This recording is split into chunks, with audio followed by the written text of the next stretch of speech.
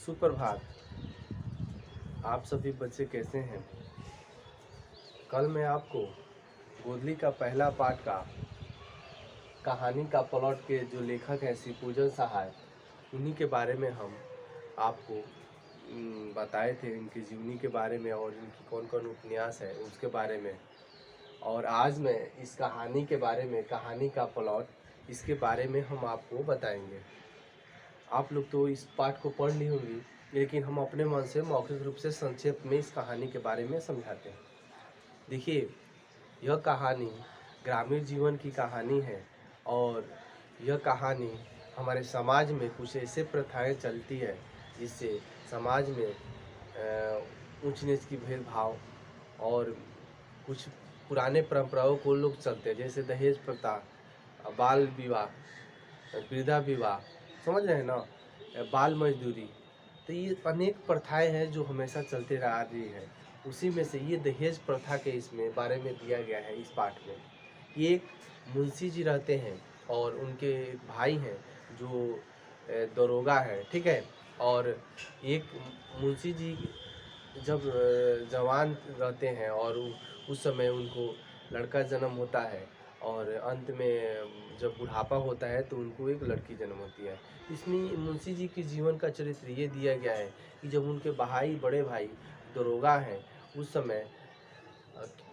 समय अपने खर्च में मुंशी जी परिवर्तन नहीं करते हैं, बहुत खर्च करते हैं, घी के दिए जलाते हैं, बहुत सारा यज्ञ करते हैं, धूमधाम यात्रा पर जाते हैं। इसमें बहुत सारे दिया गया है, ठीक है। लेकिन क्या होता है, जब मुंशी जी उनके बड़े भाई जब दरोगा पद से हट जाते हैं, बुढ़ापा हो जाता है, उसके बाद से मुंशी जी का स्थिति बिगड़ जाता है। बिगड़ने के कारण जब भागजोगनी छोटी रहती है, अब धीरे धीरे बड़ी होती है। भागजोगनी किसका नाम है? तो मुंशी जी की लड़की का। जब भागजोगनी जब बड़ी होती है धीरे धीरे करके, उसके बाद सियानी हो जाती है, मुंशी जी का इधर गरीबी से हालत बुरा हाल है और उनके जो बड़े भाई हैं उनका तब तक निधन हो जाता है। निधन होने के बाद मुंशी जी क्या करते हैं, एक घोड़ी रहती है, उसी घोड़ी को बेचते हैं और बेचने के बाद वो अपने जो भाई हैं दरोगा, उनको श्रद्धा कर्म करते हैं। उसके बाद से जब भागजोगनी बड़ी होती है तो ये इनके दिमाग पर प्रेशर हो जाता है कि इसकी शादी हम कैसे करें। तो जिस घर में जाते हैं शादी के लिए, कहीं जाते हैं, हर घर में जाते हैं, पूछते हैं कि मेरी लड़की है, आपके लड़के से शादी करना है। तो वो लोग दहेज की इतना ना मांग करते हैं कि वहाँ से लौट कर आ जाते हैं। मतलब प्रतिदिन हर गांव में, हर कस्बे में जाते हैं और कहते हैं कि मेरी लड़की है, किसी की शादी करना है। तो कोई नहीं सकारता है, कहता है एकदम इतना लाख लेंगे, इतना पैसा लेंगे तो शादी करेंगे। और मुंशी जी का मन थोड़ा दुख होता है और प्रतिदिन जाते जाते एक दिन ऐसा आता है कि एक घर मिलता है और वो इनकी लड़की के भागजोगनी से शादी करने के लिए वो कहते हैं कि नहीं, आपकी लड़की से हम शादी करेंगे।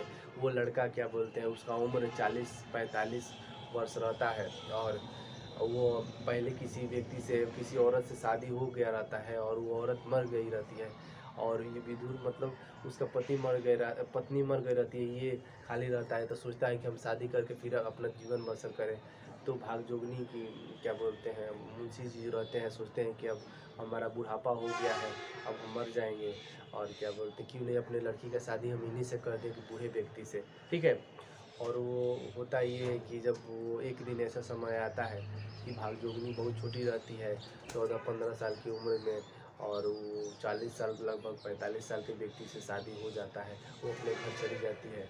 जब ये सियानी होती है 25-30 साल की उम्र में, तब तक वो बूढ़ा व्यक्ति जो 40-45 साल की उम्र था जब शादी था, बुढ़ापा हो चलता है, मर जाता है। मरने के बाद इधर मुंशी जी की भी मृत्यु हो जाती है। गांव वाले में क्या करते हैं, उनको कुछ तो पैसा रहता नहीं है, गांव वाले घड़े में उनके गला में घड़ा बांध कर और नदी में ले जाकर डुबा देते हैं।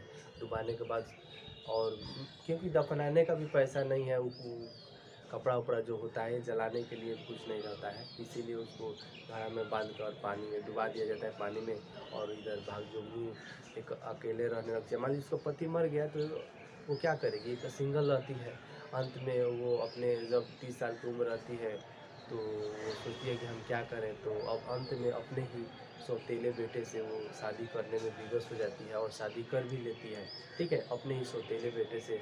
और शादी करने के बाद अपना जीवन बसर करती है। और इसमें ये बताया गया है कि समाज में लोग दहेज प्रथा के कितना क्रूरता से मांगते हैं और नहीं देने पर शादी नहीं करते हैं। तो लेखक शिवपूजन सहाय ने इस पाठ में यही सब बताया है और समझाया है। ठीक है, तो इस पाठ को आप लोग सभी बच्चे 2 बार पढ़ लीजिएगा। इसमें ज़्यादा कुछ खास दिया नहीं है, लेकिन इसमें बताया है। आप लोग जब बड़ी होंगी तो आप ऐसे आपके परिवार में भी दहेज प्रथा की बातें चलेंगी, लेकिन आप उसका विरोध कीजिएगा कि नहीं, हम दहेज नहीं लेंगे। क्योंकि देखिए, भागयोगिनी जैसा स्थिति किसी और अन्य लड़की को न हो, यही समाज में सिखाने के लिए शिवपूजन सहाय ने इस पाठ के बारे में बताया है। ठीक है, तो चलिए आज के लिए बस इतना ही। अगले दिन अगले पाठ के लेकर मिलेंगे। धन्यवाद।